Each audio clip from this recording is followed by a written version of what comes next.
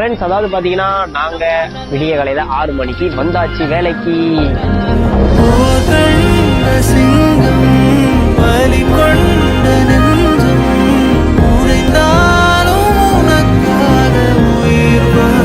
கடின உழைப்பு இருந்தா நிச்சயம் ஒரு நாள் வெற்றி இருக்கும் அப்படின்ற தன்னம்பிக்கையோட இந்த கப்பல் ரொம்ப உற்சாகமா வேலை செய்யறாங்கல்ல.